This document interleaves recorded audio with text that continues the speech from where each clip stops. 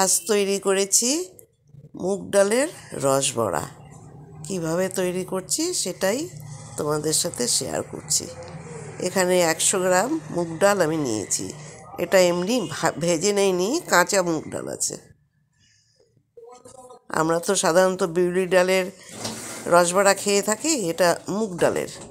এখানে দিলাম 1 চামচ গোবিন্দভোগ চাল দিয়ে ভালো করে আমি 3-4 বার জল পাল্টে ধুয়ে 3-4 ঘন্টার জন্য ভিজিয়ে রেখে দেব। খুবই ভালো লাগে খেতে। একটু মুচমুচে হওয়ার জন্য 1 চামচ গোবিন্দভোগ চাল আমি এতে দিলাম। দেখো, ভিজিয়ে 4 ঘন্টা মতন ভিজিয়েছিলাম। জল ঝাড়াতে দিয়েছি একটা ছাঁকনিতে। সামান্য, এইভাবে তো মিক্সিতে বাটা যাবে না, সামান্য জল দিতে হবে।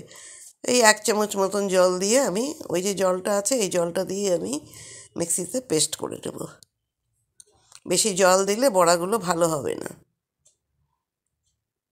বিউলির ডালের রসবড়াও খাই, কিন্তু মুগ ডালের এইভাবে রসবড়া একবার খেয়ে দেখো, খুবই টেস্টি হয় খেতে। এই দেখো, আমি বেটে নিলাম, মিহি করে পেস্ট করে নিলাম। এবার সামান্য নুন দিচ্ছি, 1 চুটকি। একটু মিষ্টি খাবারে নুন দিলে খুবই ভালো লাগে, তাই সামান্য নুন দিচ্ছি। কিন্তু খুব ভালোভাবে কিন্তু ফেটাতে হবে, না ফেটালে বড়াগুলো শক্ত হবে। এবার দিচ্ছি, আমার কোরানো নারকেল আছে, আমি 2 চামচ মতন কোরানো নারকেল দিলাম। এটা ফ্রেশ নারকেল দিলেও হবে, আবার না দিলেও হবে। নারকেলটা দিলে একটু ভালো লাগবে খেতে, তাই আমি দিলাম। দিয়ে আবার ভালো করে ফেটিয়ে নিচ্ছি। এইভাবে একবার রসবড়া করে দেখো, এই শীতের সময় ভালোই লাগবে খেতে। আমাদের তো খুবই ভালো লেগেছে। মুগ ডালের গন্ধও খুব সুন্দর হয় ভাজার পরে। এখানে দিচ্ছি গুঁড়ো দুধ, আমুল স্প্রের যে গুঁড়ো দুধ, সেই গুঁড়ো দুধ আমি দিয়ে দিলাম। যে কোনো দুধ দিলেই হবে। আমি 4-5 চামচ গুঁড়ো দুধ দিয়ে দিলাম। দিয়ে ভালো করে আবার ফেটিয়ে নেব। আর দিয়ে দিচ্ছি 1/2 চামচ মতন ঘি। আবারও বলছি, ভালো করে ফেটাতে হবে, না হলে কিন্তু শক্ত হবে। ভালো করে আবার ফেটিয়ে নিচ্ছি। ভালো করে ফেটিয়ে নিয়ে এবার আমি রিফাইন তেলে বড়াগুলো ভেজে নেব। যেমন করে আমরা বড়ি ফেটাই, ঠিক ওই বড়ি দেওয়ার মতন করে কিন্তু ফেটিয়ে নিতে হবে। যে যেখান থেকে ভিডিওটা দেখছো, সবাইকে আন্তরিক শুভেচ্ছা।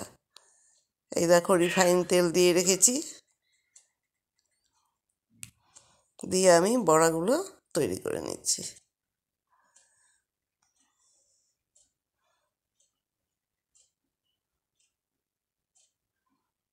চামচে দেয়া যাবে না, আমি হাতে করেই আবার বড়াগুলো দিচ্ছি, ছোট ছোট করে বড়া করে দিচ্ছি।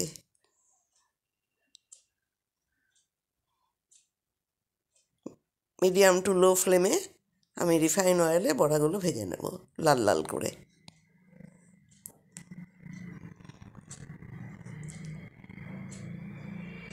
আর ইতিমধ্যেই আমি এই যে রস করে রেখেছি, পুরো ভিডিওটা দেখালে বড় হয়ে যাবে।